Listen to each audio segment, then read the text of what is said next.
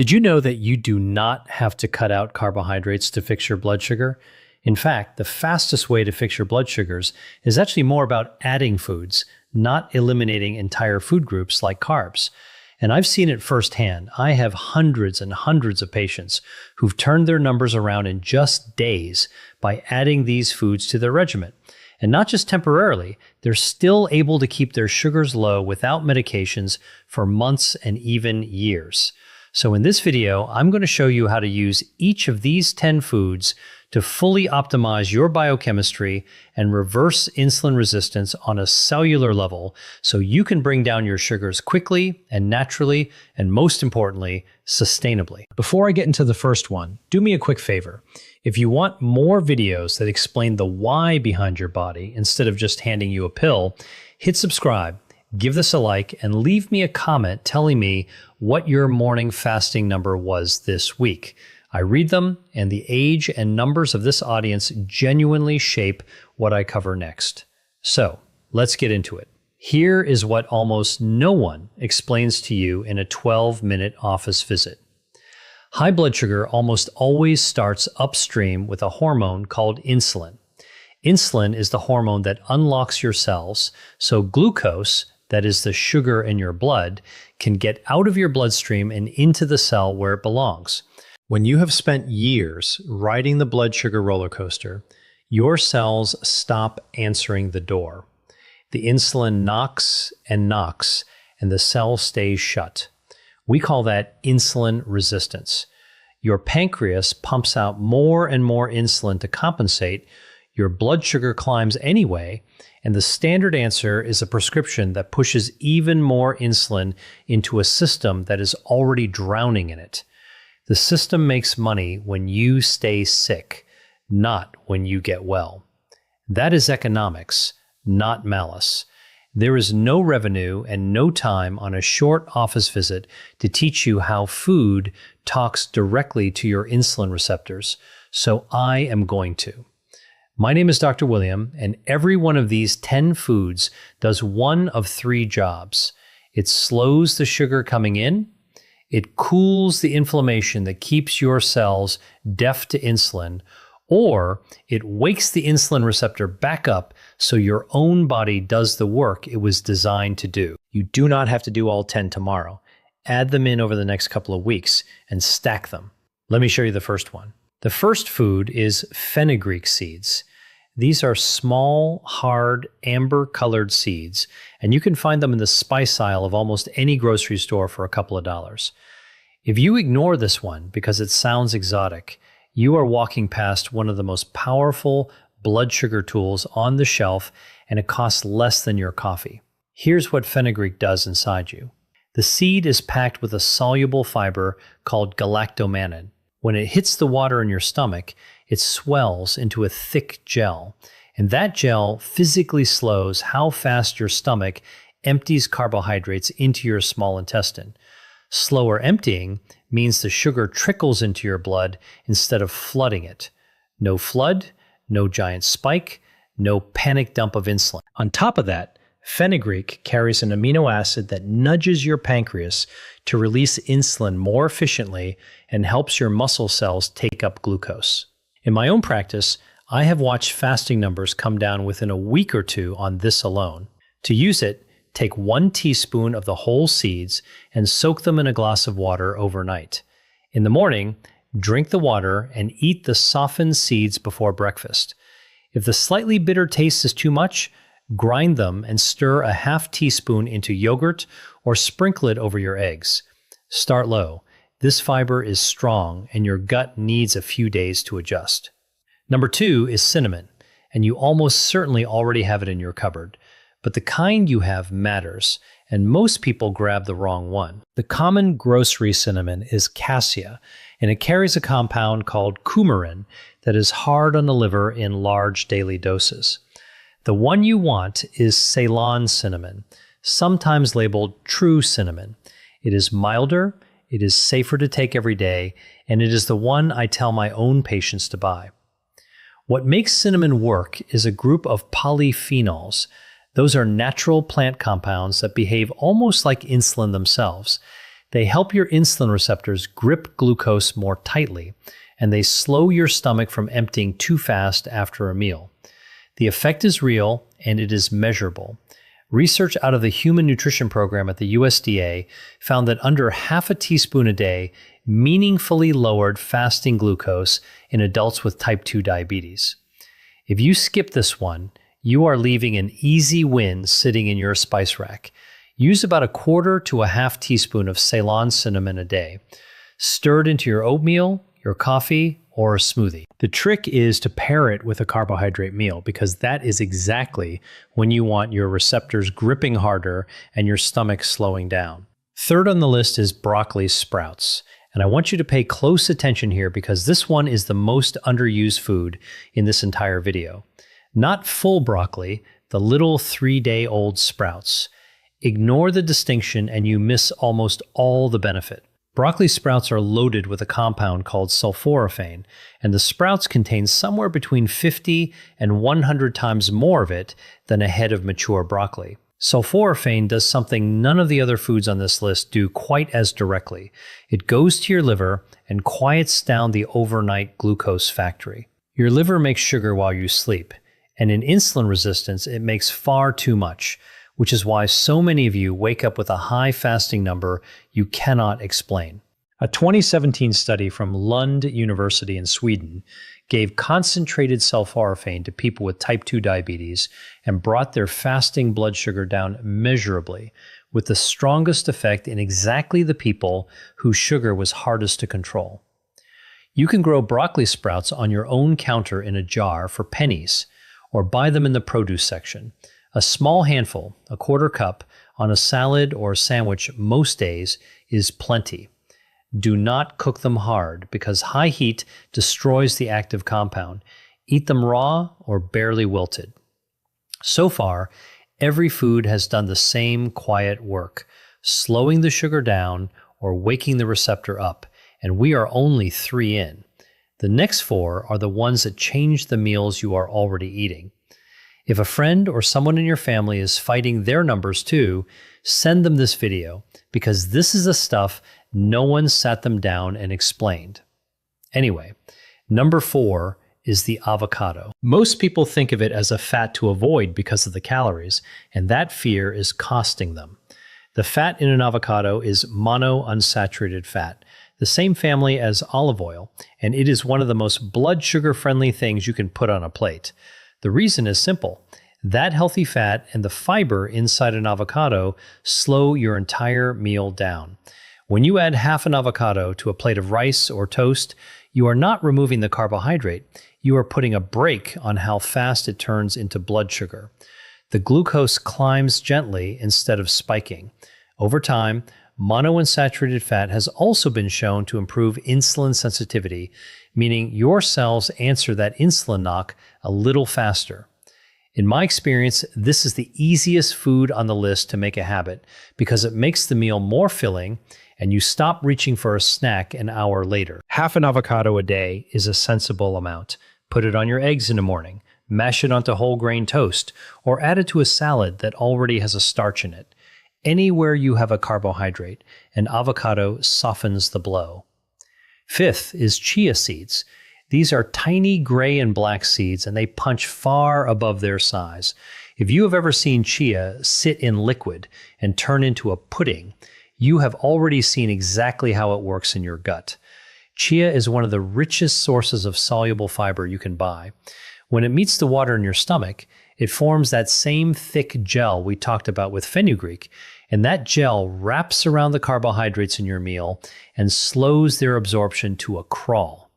The sugar releases slowly and steadily, so you avoid the spike and the crash that leaves you shaky and hungry an hour later. Chia also carries a plant-based omega-3 fat that helps calm the low-grade inflammation sitting underneath insulin resistance.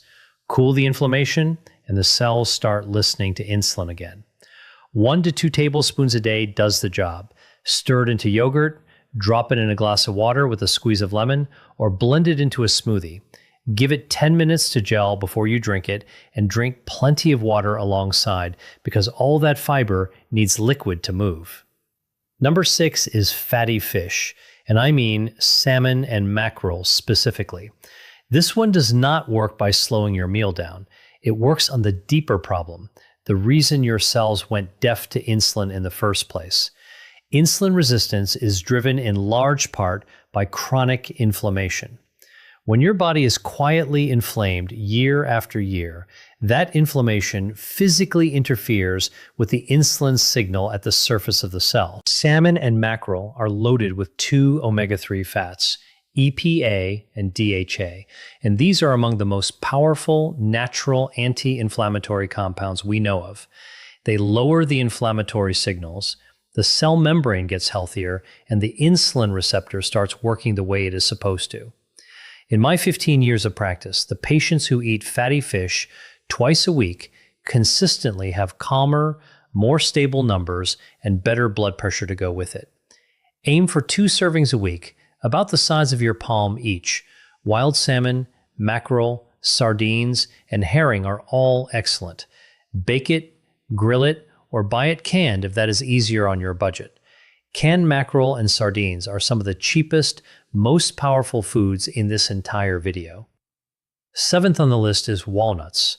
Of all the nuts, this is the one I point my patients toward first because of what it does for the lining of your blood vessels and for your insulin at the same time. Walnuts are rich in polyunsaturated fat and the same plant omega-3 found in chia. That fat improves the function of your endothelium, the thin lining inside your blood vessels, which is one of the first things high blood sugar damages.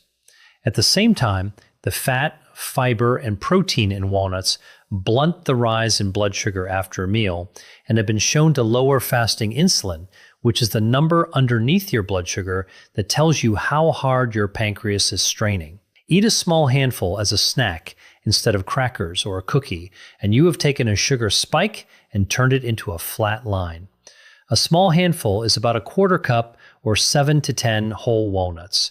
Keep them raw or dry roasted, not the candied or honey-coated kind. Use them to replace a processed snack, not to add on top of one. Number 8 is eggs. Whole eggs, yolk included. For years, people were told the yolk was the enemy, and that bad advice pushed folks toward sugary breakfast cereals that were far worse for their blood sugar. Let me set that straight.